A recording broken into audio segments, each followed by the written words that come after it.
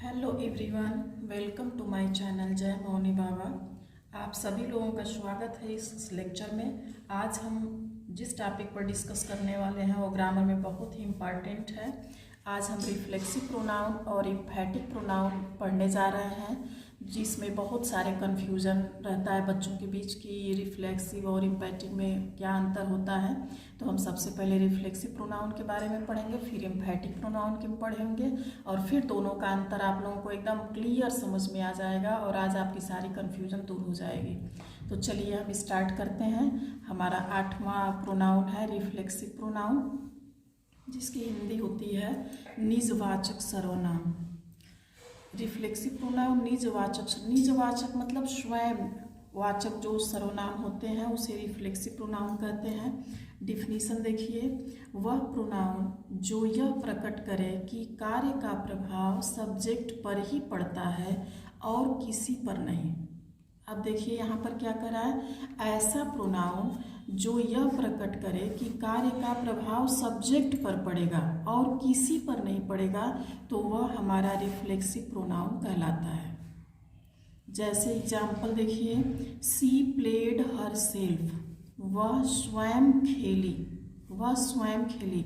यानी यहाँ जो क्रिया हो रहा है, प्लेड खेलने का काम हो रहा है, इससे कौन प्रभावित हो रहा है? सब्जेक्ट प्रभावित हो रहा है। हमारा सब्जेक्ट सी है, वह खेल खेली, वह स्वयं खेली। तो यहाँ पर ये जो क्रिया है वो स्वयं उसको प्रभावित हो रहा है, तो इसलिए ये जो हर सेल्फ है हमारा रिफ्लेक्सिव प्रोनाउन है। सेकेंड देखिए, Radha hurt herself, Radha स्वयं दुखी है, राधा स्वयं दुखी है। तो इसमें ये जो हर्ट है ये क्या कर रहा है, हर सेल्फ स्वयं दिखा रहा है, इस सब्जेक्ट पर इसका प्रभाव पड़ रहा है, इसलिए यहाँ पे हर सेल्फ हमारा क्या होगा, रिफ्लेक्सिव प्रोनाउन होगा। थर्ड देखिए, आई सा my self in the mirror, मैंने स्वयं को शीशे में देखा। तो यहाँ माई सेल्फ का प्रभाव कहाँ पड़ रहा है, आई पर। दे ड्रेस्ड देम सेल्व्स केयरफुली, यहाँ पर दे ड्रेस्ड उन्होंने ड्रेस किया या पहना, देम सेल्व्स केयरफुली स्वयं बड़ी सावधानी से। तो जितने ये स्वयं आ रहा है ना, her self, my self, them selves, तो ये सारे हमारे क्या है, रिफ्लेक्सिव प्रोनाउन है।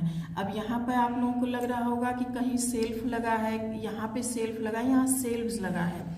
तो यहाँ पर एक वचन सिंगुलर प्रोनाउन के लिए हम सेल्फ का यूज़ करते हैं और प्लूरल प्रोनाउन के लिए हम सेल्व्स का प्रयोग करते हैं। अब देखिए, आपका her self, my self, them selves ये रिफ्लेक्सिव प्रोनाउन है। ये पर्सनल प्रोनाउंस फॉर्म्स में सेल्फ या सेल्फ जोड़कर बनाए जाते हैं। पर्सनल प्रोनाउन हम आप लोगों को पढ़ाए थे, first person, second person, third person. तो वो जितने भी हमारे प्रोनाउन होते हैं सब में हम सेल्फ या सेल्फ जोड़ करके रिफ्लेक्सिव प्रोनाउन बनाते हैं। जैसे फर्स्ट पर्सन में हमारा माई है, तो माई से हम माई सेल्फ बना दिए, आवर से आवर सेल्फ बना दिए, योर से योर सेल्फ, हिम से हिम सेल्फ, हर से हर सेल्फ, देम से देम सेल्फ। तो इस तरह से जो हमारे first person, second person, third person के जो प्रोनाउन होते हैं उनमें हम सेल्फ या सेल्व्स, यदि वो एक वचन यानी सिंगुलर का बोध कराता है तो सेल्फ का प्रयोग करेंगे, और यदि प्लूरल का बोध कराता है तो वहाँ पर हम सेल्व्स का प्रयोग करते हैं। इस तरह से हमारे रिफ्लेक्सिव प्रोनाउन बनते हैं। अब देखिए, रिफ्लेक्सिव प्रोनाउन का प्रयोग कैसे होता है, कहाँ पे होता है, कैसे आप पहचानेंगे कि रिफ्लेक्सिव प्रोनाउन है। तो रिफ्लेक्सिव प्रोनाउन का प्रयोग हमेशा वर्ब के बाद में ऑब्जेक्ट की तरह होता है। जो ये हमारा रिफ्लेक्सिव प्रोनाउन है इसका प्रयोग वर्ब के बाद में ऑब्जेक्ट की तरह होता है और उसका प्रभाव सब्जेक्ट पर पड़ता है। तो ये हमारा रिफ्लेक्सिव प्रोनाउन है। अब आप लोगों को ये समझ में अच्छे से आ गया होगा, तो हम आगे बढ़ते हैं अगले प्रोनाउन पर, एम्फैटिक प्रोनाउन। एम्फैटिक प्रोनाउन, एम्फैटिक मीन्स इसकी हिंदी होती है दृढ़ता सूचक सर्वनाम। अब शब्द से ही पता है, दृढ़ता सूचक यानी कोई चीज़ दृढ़ हो, जिस प्रोनाउन का प्रयोग दृढ़ता दिखाने अथवा जोर डालने के लिए किया जाता है उसे इम्फैटिक प्रोनाउन कहते हैं। अब यहाँ पे बता रहा है कि ऐसा प्रोनाउन जो दृढ़ता दिखाने अथवा किसी चीज़ पे जोर डाला जा रहा हो वो आपका इम्फैटिक प्रोनाउन होता है। जैसे रिफ्लेक्सिव प्रोनाउन की तरह ही इम्फैटिक प्रोनाउन भी पर्सनल प्रोनाउन में सेल्फ या सेल्फ लगाने से बनते हैं। अब देखिए मैं आगे आपको बताऊंगी कि क्या अंतर होता है।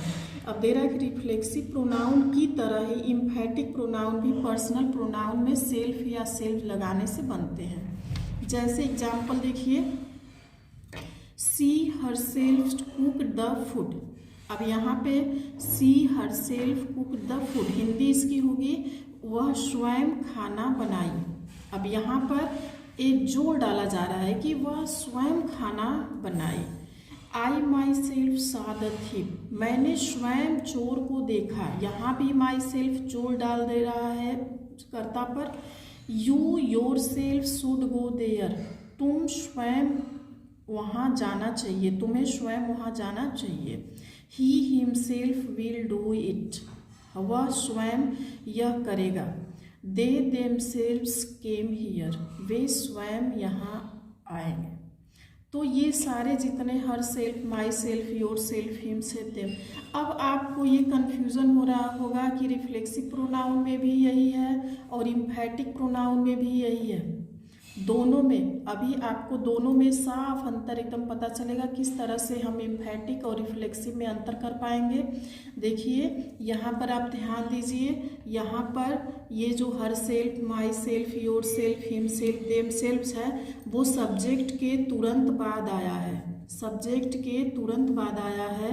और रिफ्लेक्सिव प्रोनाउन में ये जो her self, my self, yourself, him self और देम सेल्फ था वह क्रिया के बाद आया था।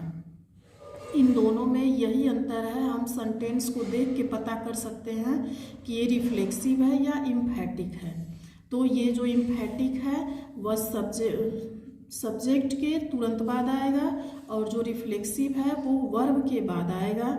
इन दोनों में यही मेन अंतर है। और ये जो इम्फैटिक है इसको बिना लगाए भी हम सेंटेंस हमारा पूर्ण होगा, उससे कोई दिक्कत। जैसे she herself cook the food, तो इसको हम ऐसे भी बोल सकते हैं कि सी कुक द फूड, उसने खाना बनाया।